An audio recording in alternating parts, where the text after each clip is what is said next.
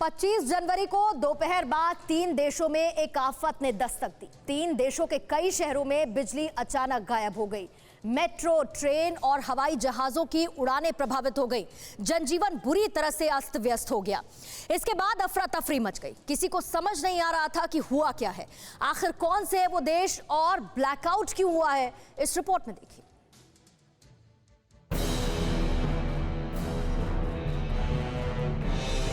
Kazakhstan, Kyrgyzstan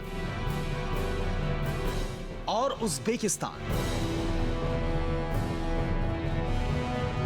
25 जनवरी को इन 3 देशों में कुछ ऐसा हुआ जिससे ना सिर्फ आबादी परेशान हो गई, बल्कि कुछ पल के लिए तो ऐसा लगा मानो युद्ध छिड़ गया।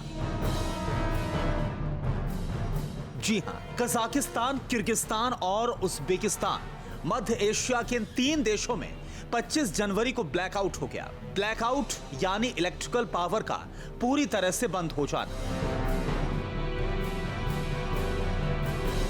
किर्गिस्तान की राजधानी बिश्केक, उज़्बेकिस्तान की राजधानी ताशकंद और कजाकिस्तान की राजधानी नूर सुल्तान के अलावा अलमाटी शहर ब्लैकआउट से बुरी तरह से प्रभावित हुआ।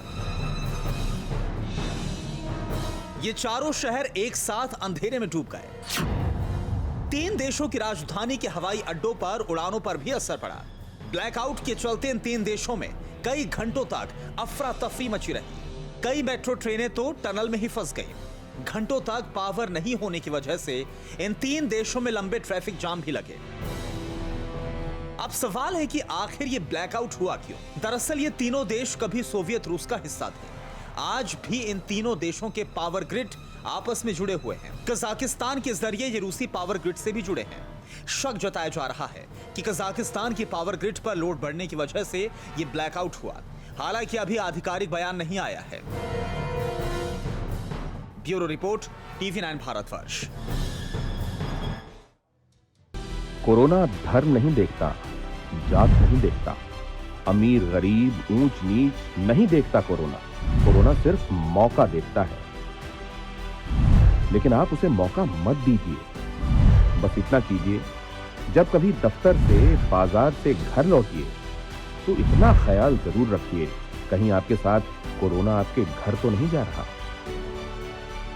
भूलिए मत, कोरोना अभी जिंदा है।